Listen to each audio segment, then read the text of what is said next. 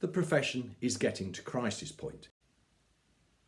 No school can be better than its teachers.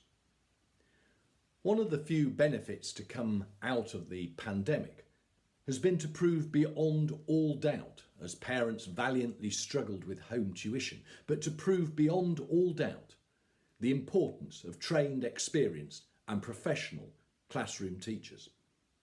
And yet, the profession is getting to crisis point. Even before the demands of teaching during lockdown, the number of teachers leaving the profession has increased year on year, and the numbers training to join the profession simply has not kept pace.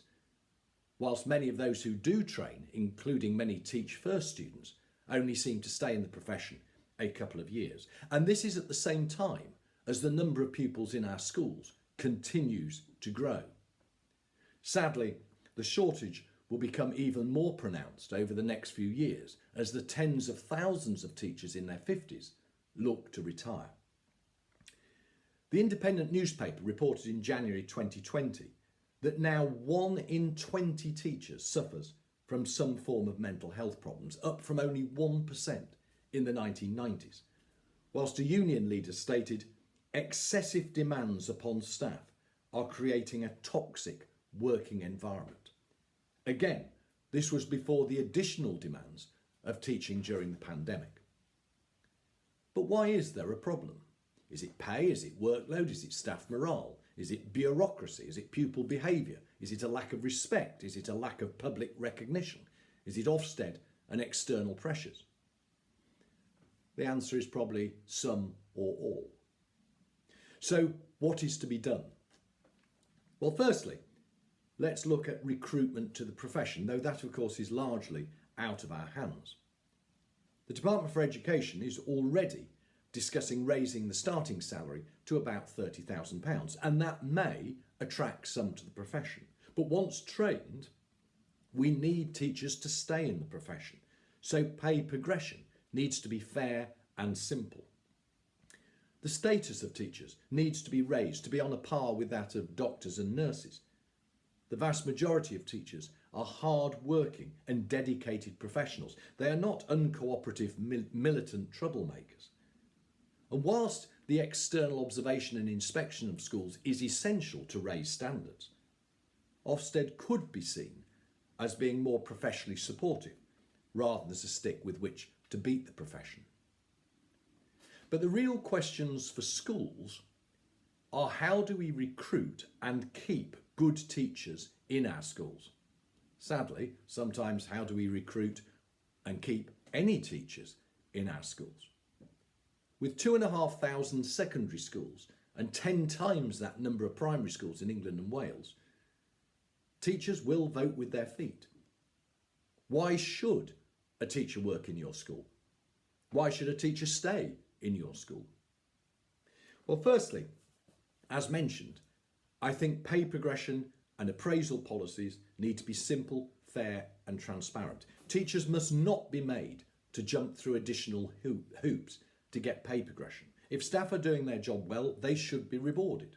Equally, for those staff who do not do their jobs properly, then the appropriate action must be taken. Secondly, staff workload must be kept to an absolute minimum to enable staff to concentrate on the 3 essentials: preparation, delivery and assessment. Everything else is secondary.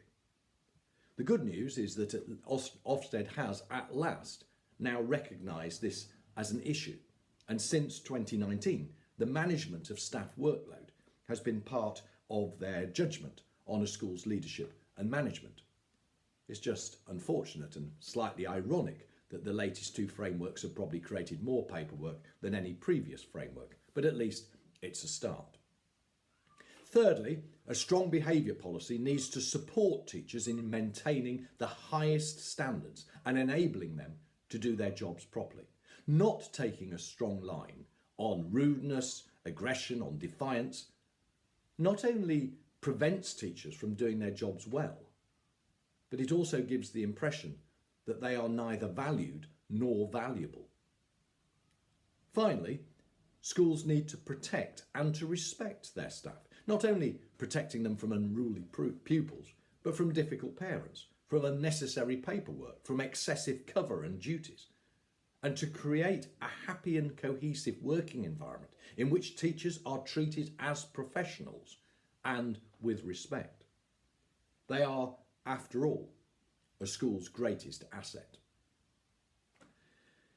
It was recently said to me that the difference between my style of headship and that of another was that I ran the school in the interests of the staff, whilst the other ran the school in the interests of the pupils.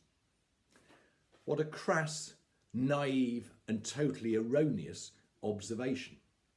Yes, I did always support the staff with difficult kids and aggressive parents. I did all I could to reduce their workload. But why? Because by empowering teachers to do their jobs properly, the pupils would be taught well and they would achieve. Supporting the staff to do their jobs well is running the school in the interests of the pupils. As I've said several times before in these videos, the key role of a head and of school leadership is to allow teachers to teach and pupils to learn.